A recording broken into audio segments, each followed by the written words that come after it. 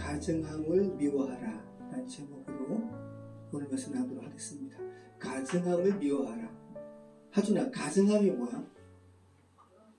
그치? 가증함이 뭘까? 오늘 한번 어떤 건지 한번 볼게요.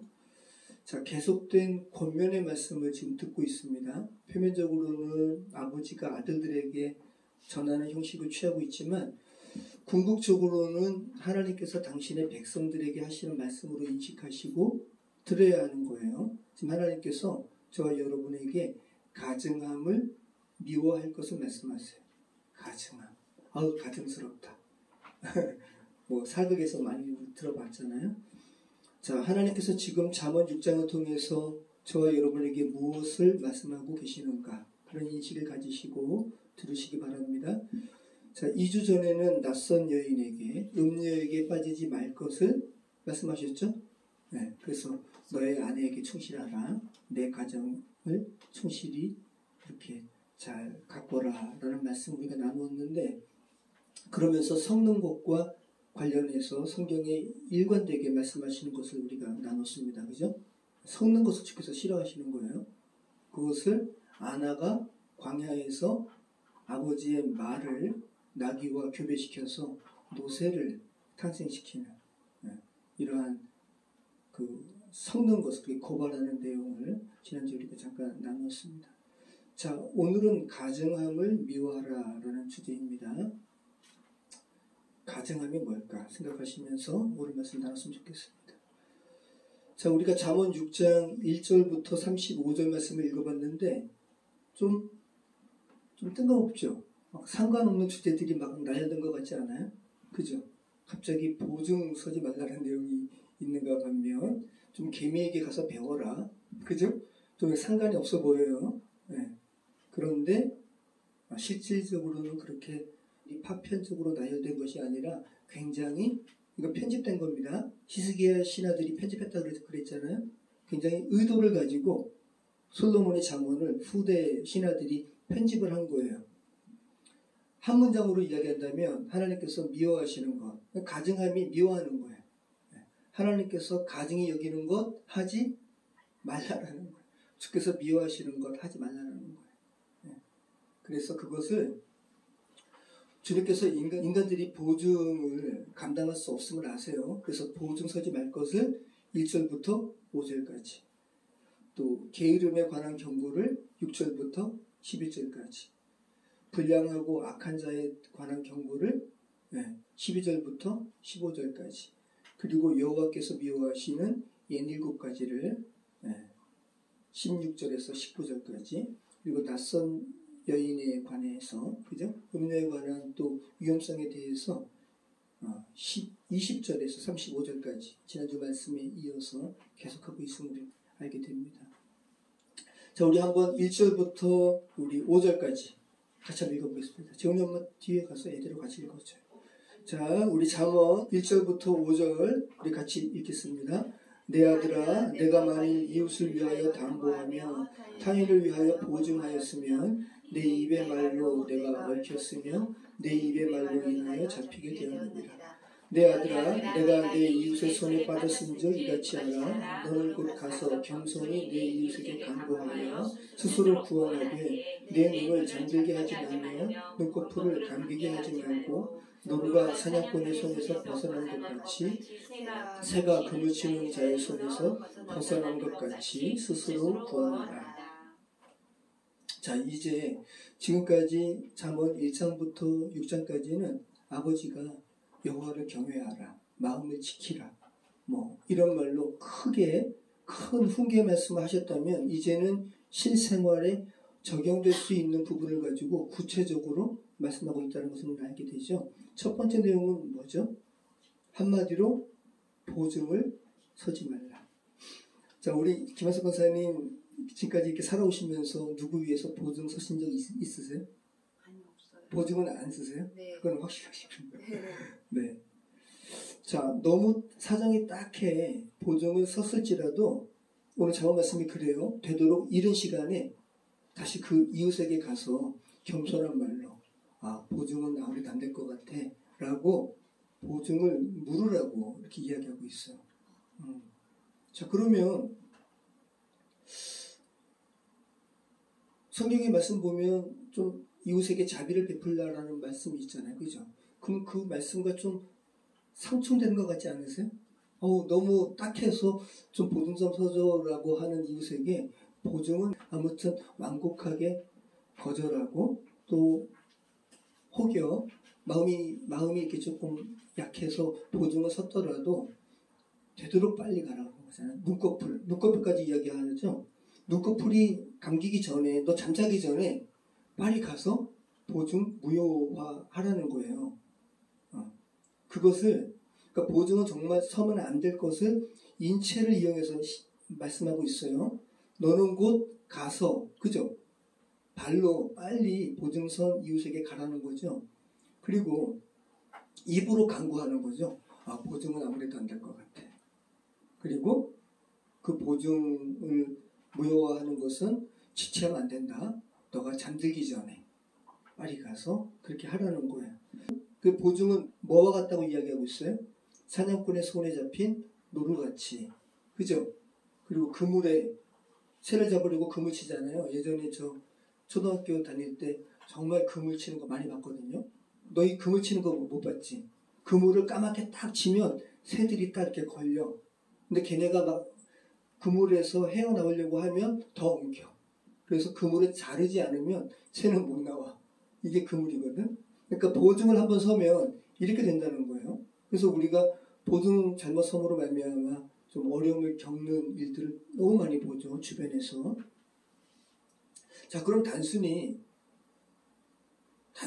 그러면 성경 말씀이 지난번에 그 타인, 그죠? 낯선 여인과 동침하는 이런 부분들이 단순히 불륜에 대한 말씀이 아닌 것처럼 단순히 그러면 세상 사람들 살아가면서 그 채무와 관련된 부분을 지금 말씀하고 계시는 걸까? 그거를 좀 넘어서는 말씀인 거죠. 여러분, 보증은 여러분이 감당할 수가 있어요? 그러니까 성경이 말씀하는 바는 뭐냐면 너희 인간들은 가변적인 존재이기 때문에 보증은 어떤 상황이 올지라도 감당할 수 있을 때 보증 쓰는 거 아니에요? 근데 인간은 그럴 만한 위인이 못 된다는 거죠. 그럴 만한 존재가 못 된다는 거예요. 보증은 누구만 가능하다? 그렇죠. 예수님만 가능하신 거예요. 그래서 이 보증으로 번역된 말이 뭐냐면 아랍인데 오늘 담보, 보증 다 마찬가지예요. 이 담보물로 번역된 이 보증으로 번역된 아랍어가 성경에서 가장 먼저 나온 그 상황이 어떤 상황이에요? 그렇죠. 시아버지 유다가 며느리와 동침한 사건에 이 보증이 처음 나오는 거예요.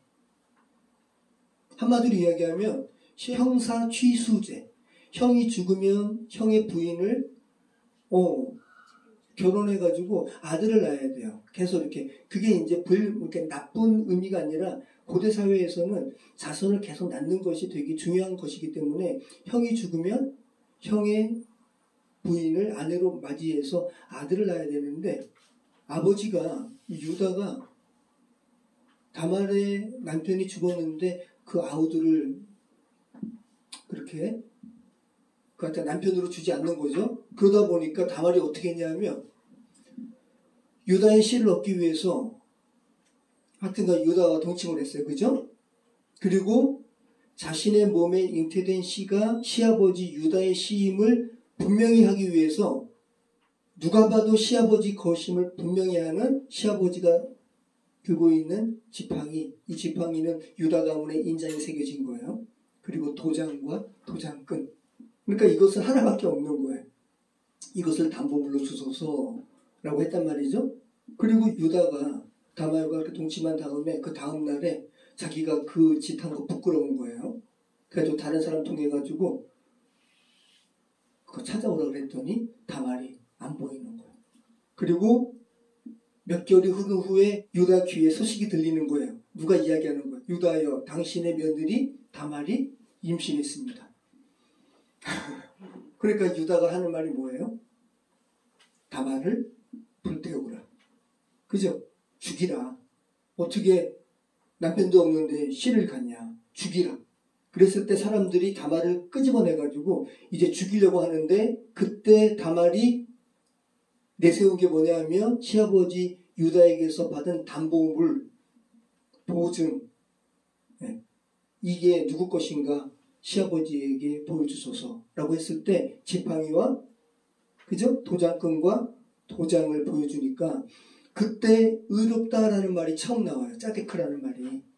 시아버지가 이거 누가 봐도 이거 자기 거거든요. 그러면 자기 며느리 다말의 몸 안에서 지금 자라고 있는 씨는 누구 거예요? 시아버지 거예요. 여기서 정말 뜬금없이 의롭다라는 말이 나와요. 아, 다말이 나보다 의롭다. 이 말이 나오는 거예요. 이게 어려운 말인데 우리는 무엇으로도 우리는 의롭게 될 수가 없어요. 그죠? 우리 하준이 너 한자 잘 알지? 한자. 자, 의롭다 할 때 너희 의로움 뭐 이렇게 안중근 의사 할 때 그 의가 의롭다 할 의거든. 이게 참 발음이 어렵죠. 의 우리말로. 내가 초등학교 때 그래가지고 내가 한 번은 실수한 거거든요. 저는 의 발음 잘하는데 우리 담임 선생님이 제가 한번 실수로 이게 근육을 사용해야 되니까 그냥 했더니 바로 잡아주시더라고. 다시 읽어봐. 그래서 의. 자, 의. 자, 무엇 의 할 때 그 의가 아니라 의롭다 할 때 의.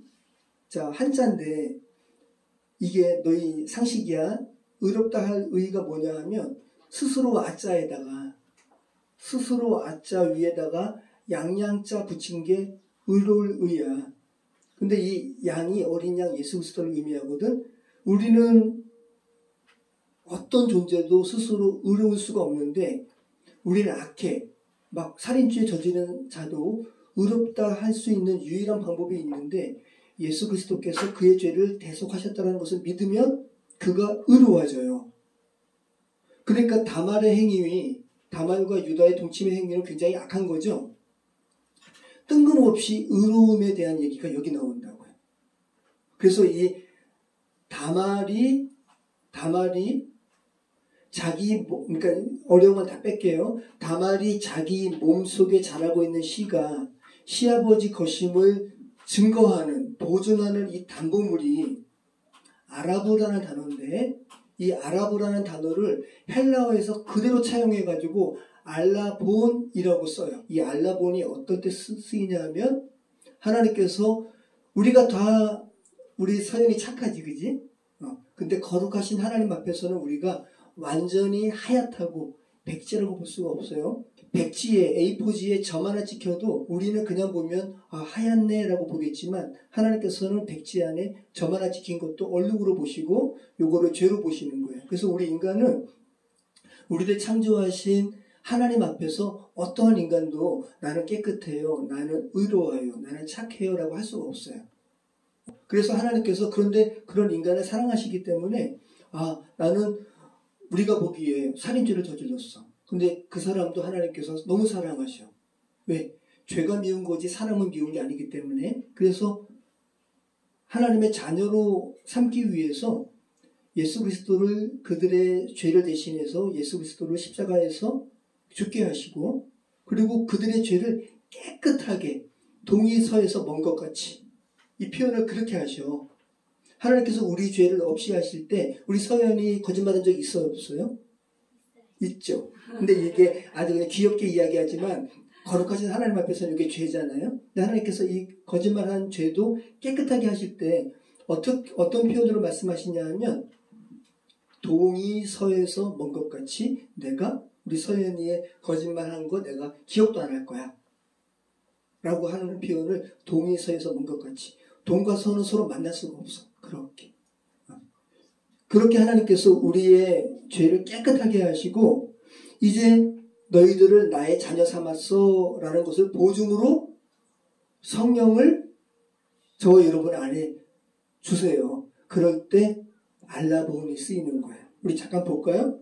자, 우리 고린도 후서 1장 22절. 그가 또한 우리에게 인치시고 보증으로 우리 마음에 성령을 주셨느니라. 자, 한 번 더 읽을게요. 고린도 후서 5장 5절. 곧 이것을 우리에게 이루게 하시려고 보증으로 성령을 우리에게 주신 이는 하나님이시니라. 네, 하나님께서 당신의 그 자녀들을 깨끗하게 하시고 당신의 자녀 삼으신 것을 보증하기 위해서 누구를 주셨다고요? 성령 하나님을. 자, 이게 다 바울이 쓴 거라고 그랬잖아요. 자, 우리 로마서 8장 14절 16절. 무릇 하나님의 영으로 인도함을 받는 사람은 곧 하나님의 아들이라. 너희는 다시 무서워하는 종의 영을 받지 아니하고 양자의 영을 받았으므로 우리가 아빠 아버지라고 부르짖느니라. 성령이 친히 우리의 영과 더불어 우리가 하나님의 자녀인 것을 증언하시나니. 그죠? 하나님께서 우리에게 보증으로 주신 성령께서 우리 안에 계심으로 그전에는 죄로 인해서 가로막혀서 하나님을 아빠라고 못 불렀는데 우리 서연이 아빠를 부르잖아. 그치? 아빠를 부르잖아. 근데 우리 서연이의 육신의 아빠도 아빠지만 진짜 아빠는 우리 서연이와 서연이의 아빠를 지으신 창조주 하나님. 그분이 진짜 아빠인데 우리가 죄가 있으면 그 하나님을 아빠로 못 불러요. 아빠인지 몰라요. 그래서 막 우상 섬겨요.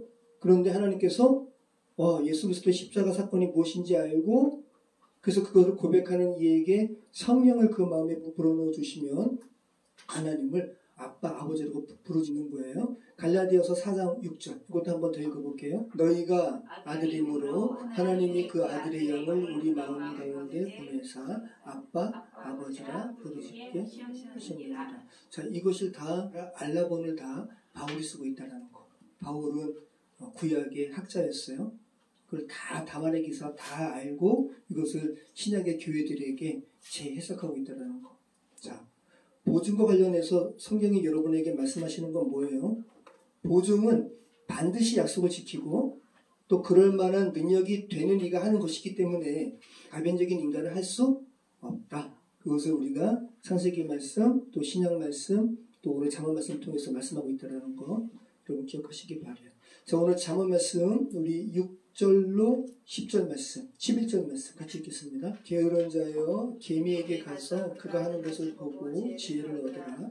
개미는 두령도 없고 감독자도 없고 통치자도 없으되 먹을 것을 여름 동안에 예비하며 추수 때에 양식을 모으느니라. 게으른 자여 내가 어느 때까지 누워있겠느냐? 내가 어느 때에 잠이 깨어 일어나겠느냐? 좀 더 자자, 좀 더 졸자, 손을 모으고 좀 더 누워있자 하면 내 빈궁이 강도같이 오며 내 곰핍이 군사같이 이르리라. 자, 아버지가 아들에게 두 번째 권면합니다. 게으르지 말 것을 이야기하는 거예요. 자, 여기서 게으른 것은 행동이 느린 것을 이야기하는 게 아니라 노동도 하지 않고 허송세월 보내면서 시간을 그냥 세월을 낭비하면서 양식을 위해서 준비하지 않는 사람을 의미해요. 그러면서 아주 개미한테 배우라는 거죠. 그러면 다른 말로 하면 뭐예요? 너 개미만도 못하다는 거예요. 그죠? 자, 그러면서 게으른 자의 특징을 이야기하는데 아주 사소한 것으로 스스로를 속인다는 거야. 아우, 좀 더 자자. 너 좀 이따 깰 거라는 거죠. 근데 스스로 속이는 거예요. 좀 더 자자. 좀 더 졸자. 그죠? 그러면서 이 표현하는 거 보세요. 손을 모으는 거. 그러니까 나 다 깼어. 그죠? 이렇게 완전히 잠에 취해가지고 막 이러는 게 아니라 선잠이 드는 거예요. 나 잠 깼어. 근데 이게 게으른 자의 행동이라는 거죠. 참 표현이 아주 독특해요. 그렇게 손을 모으고 좀 더 누워있자 하면 내 빈궁이 어떻게 온다고요? 강도같이 오고 내 곰핍이 군사같이 이르리라. 강도같이 오고 군사같이 이르는 것은 그것을 당하는 자의 입장에서는 불가항력이에요. 그죠? 나는 곰핍하기 싫었는데 곰핍이 강도같이 온다. 늑탈당하는 거죠. 그리고 내 곰핍이 군사같이 이른다라고 이야기하고 있어요. 자, 세 번째는 악을 꾀하지 말라는 거예요. 12절부터 15절 말씀. 불량하고 악한 자는 구부러진 말을 하고 다니며 눈짓을 하고 발로 뜻을 보이며 손가락질을 하며 그의 마음에 폐역을 품으며 항상 악을 꾀하여 다툼을 일으키는 자라. 그러므로 그의 재앙이 갑자기 내려 당장에 멸망하여 살릴 길이 없으리라. 자, 세 번째는 한마디로 악을 꾀하지 말라라는 거예요. 불량한 자는 악한 자를 총칭해요. 자, 악한 자의 특징을 말, 그죠? 눈짓, 발, 손짓, 마음을 표현해가지고 불량한 자는, 악한 자는 겉이나 속이나 온통 악함으로 그냥 똘똘 뭉쳐있다라고 이야기하고 있어요. 네. 그런데 이러한 악한 자가 그리 오래가지 못한다. 하나님의 심판이 그들에게 갑자기 닥친다. 네. 자, 그 다음에 우리가 많이 잠언 말씀에서 유명한 말씀이죠. 여호와께서 가증히 여기는 6, 7가지. 야, 하나님께서 정말 미워하시니, 가증히 여긴다는 게 뭐냐면 미워한다는 거거든. 하나님께서 미워하시는 것 6, 7가지를 말씀하고 계세요. 우리 같이 읽을게요. 잠언 6장 16절로 19절. 여호와께서 미워하시는 것 곧 그의 마음에 싫어하는 것이 17가지이니 곧 교만한 눈과 거짓된 혀와 무죄한 자의 피를 흘리는 손과 악한 기교를 꾀하는 마음과 빨리 악으로 달려가는 발과 거짓을 말하는 망령된 증인과 및 형제 사이를 이간하는 자이니라. 자, 여호와께서 미워하시는 이 가증히 여기는, 미워하신다라는 게 뭐냐면 히브리어로 토에바예요. 우리가 창세기 나눌 때 그렇게 많이 요셉의 기사에서 다뤘던 토에바. 우리말이랑 비슷하죠. 너무 우리가 약한 게 들어가면 토 나오죠. 발음도 비슷해요. 토에바. 여호와께서 미워하시는 것. 자, 그러면 여호와께서 토 나올 정도로 싫어하시는, 미워하시는 이 7가지, 17가지 여러분에게는 전혀 상관없다. 나 이 7개 다 상관없다. 손 들어보세요. 교만한 눈. 난 한 번도 누구에게 교만한 눈으로 본 적이 없어요. 나는 한 번도 거짓을 말한 적이 없어요. 나는 한 번도 무죄한 자의 피를 흘리지 않았어요. 그래, 이거는 뭐 여러분 중에 거의 다 그랬겠죠. 나는 또 악한 귀교를 꾀하는 마음도 없어요. 난 깨끗한 마음이에요. 빨리 악으로 달려가는 발도 내게는 해당치 않아요.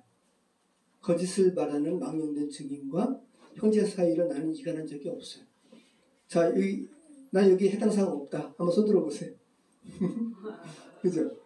자, 여호와께서 미워하시는 17가지가 무엇일까? 한번 생각해 보시기 바라요.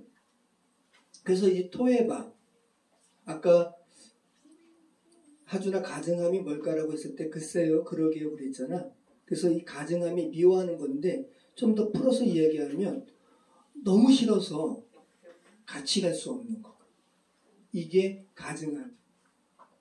저는 목에 이물질이 들어가는 거를 견디지 못해요.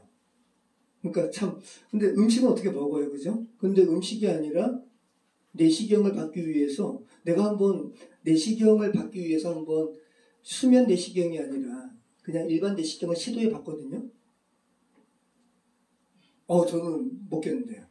여기 들어갈 때, 저는 못해요 하고 수면 내시경을 했어요. 그랬더니 이제 수면 내시경 끝난 다음에 분명히 1층을 엘리베이터 눌렀는데 5층으로 가고 잠이 안 깨어가지고. 그래도 저는 수면 내시경 해야 돼요. 이물질 들어가는 거를, 그러니까 이게 토에바, 가증이라는 걸 생각해 보시기 바라요. 같이 못 가는 거예요. 가증이라는 것은. 하나님께서, 난 내 백성, 이 나의 자녀인데 얘하고는 이제 못 가겠어. 이게 가증이 여기는 죄가 있기 때문에. 이거 생각하신다면 가증이 여긴다는 게 뭔지 더 이렇게 들어오죠. 너무 싫어서 같이 갈 수 없는 거. 다른 말로 혐오스러운 거. 자, 그러면 성경에 토에바, 이 가증함이 가장 먼저 쓰인 본문이 어디예요? 요셉의 기사인데, 요셉이 이제 형제들과 12형제와 다 만나는 자리까지 이제 왔어요. 그래서 잔치에 잔치. 우리 서연아, 너가 만약에 12형제 중에 한 형제인데 나머지 11형제와 30년 이상 떨어졌다가 다시 만나는 잔치 날에 기뻐 안 기뻐? 기쁘죠. 그래서 애굽 신하들에게 너희 밥을 차려라 라고 했을 때 애굽인들이 히브리 사람들을 가증히 여김으로 히브리 사람과 함께 밥을 먹으면 부정을 입기 때문에 히브리 사람에게 따로 상을 차리고 자신들도 따로 상을 차렸단 말이 나오거든요. 이때 이 토에바가 처음 나오는 거예요.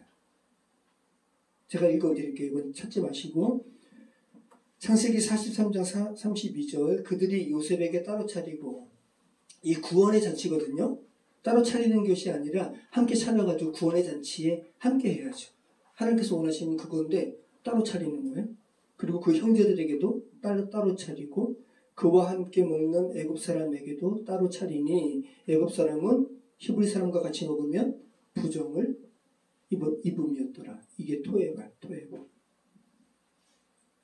자, 그리고 이 토에바가 두 번째로 어디 나와요? 요셉이 형제들에게 당신들이 이제 바로를 만나거든 우리는 조상 대대로 선조 때부터 목축을 하는 사람입니다 라고 말하게 하소서. 그러면 애굽 사람들은 목축을 가증히 여기기 때문에 여러분에게 고센 땅을 허락할 것입니다. 이 고센 땅은 준비된 땅이에요. 너무 비옥한 땅이네. 너무 비옥한 땅인데 그 이방 민족과 국경이 가까운 곳이기 때문에 애굽 사람들은 살지 않고 그냥 이렇게 뒀던 땅이에요. 애굽 사람들은 나일강 유역에 살고, 근데 이 비옥한 땅을 하나님의 섭리 가운데 이스라엘 사람들이 거주하게 되는 거예요. 자, 목축하는 게 왜 가증이에요?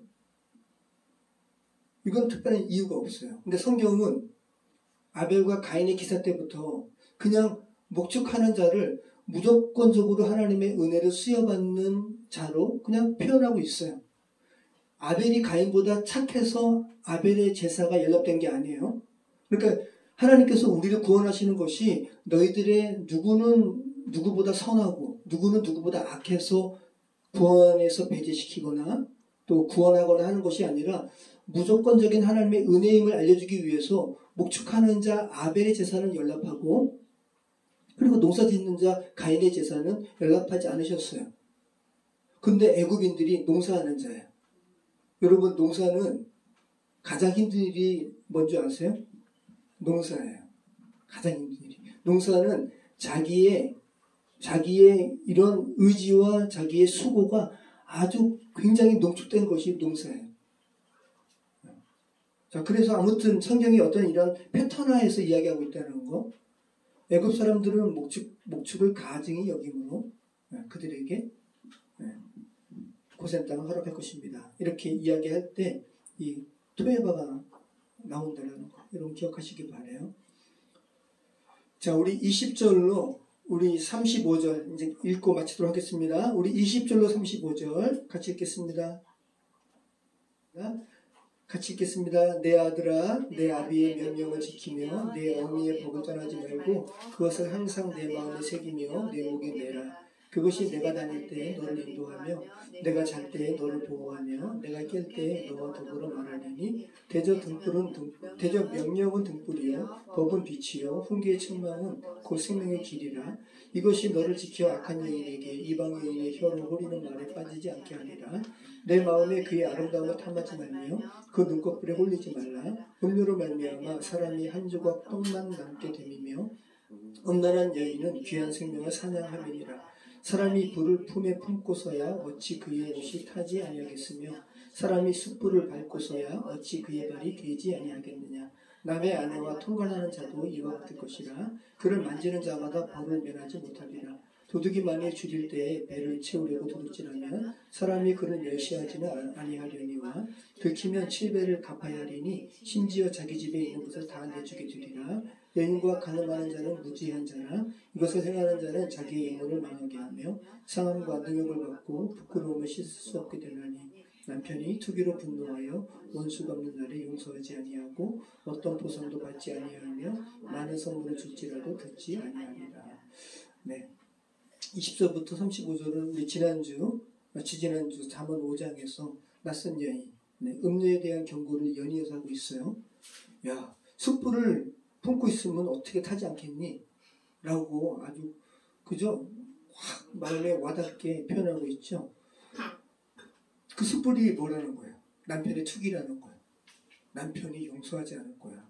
너가 어떤 선물을 줄지라도 그 남편은 용서하지 않을 거야. 너 완전히 패가망신하게 될 거야. 라고 낯선 여인에 대한 경고를 하고 있는 거죠. 자, 그러면서 우리가 지금 나눈 이 20절로 35절의 시작이 어떻게 되고 있어요? 아버지의 명령과, 그죠? 내 어머니의 법, 토라를 떠나지 말고 마음에 새기라는 거예요. 그럴 때 이 여호와를 경외하는 부모의 명령과 법은 등불과 빛처럼 너로 하여금 죽음의 길이 아니라 생명의 길로 인도할 거라고 이렇게 이야기하는 거죠. 그래서 우리 김현숙 권사님 항상 형제 이제 분가할 때 잠언 말씀 한번 이렇게 읽어주시고 권면 말씀하시면 좋을 것 같아요. 야, 성경 말씀에 보는데 이 여호와의 법을 전하는 것은 어머니라 그러더라. 토라인데 내가 지금 너에게 기도하는 마음으로 전한다. 라고 잠언 말씀을 잘 증언해 주시면 좋을 것 같아요. 네, 이게 참 자녀에게는 기억에 남아요. 자, 오늘 말씀은 가증함을 미워하라라는 것을 여러 가지를 거쳐서 이렇게 말씀하고 있어요. 자, 그래서 가증함을 미워하라라는 것은 똑같은 말의 반복이에요. 가증함을 가증히 여기라라는 거고, 그죠? 원어로 이야기하면 토해바를 토해바하라라는 거예요. 자, 우리 하나님의 자녀는 하나님의 말씀에 대해서 재단하지 말고요. 자기 생각으로 재단하지 말고요. 우리가 똑똑하면 얼마나 똑똑해요. 그죠? 어둡지 않은 그 지식으로 재단하지 말고 주님께서 미워하시는 것이라 하면 똑같이 미워하고, 자, 그래서 하나님께서 미워하시는 17가지 오늘 잠언 말씀은 똑같이 미워하고, 음녀와 낯선 여인과 그러지 말라는 거 똑같이 미워하고, 그 다음에 여호와께서 기뻐하시는 것 17가지라는 표현은 성경에 없어요. 그런데 여호와께서 기뻐하시는 것이 있죠. 그죠? 예레미야 9장 24절에 나는 인애와 정의와 정직을 땅에 행하는 것을 나는 기뻐한다. 그래서 하나님께서 기뻐하시는 것 기뻐하고 우리도 같이 행하고, 그죠? 지난주 하여튼간 저희 교회를 향한 하나님의 시간표 가운데 가정교회 세미나를 무려 5일 동안 갔다 왔습니다. 저희 구미 처음 가보는 거예요. 저는 처음 가는 곳을 운전하면 에너지가 막 허비가 돼요. 너무 힘들어요. 그런데 문경 바로 아래인 거예요. 제가 이틀 전에 문경 차사발 공모전 때문에 갔다 왔거든요. 갔다 온 곳보다 조금 아래니까 힘들지 않은 거예요. 그리고 얼마 전에 남해를 하루 만에 왕복했잖아요. 그러니까 구미는 그러니까 이게 제가 드린 말씀이 뭐냐면 경험하지 않은 것으로 인한 두려움을 상쇄하고도 남는 거라는 거예요.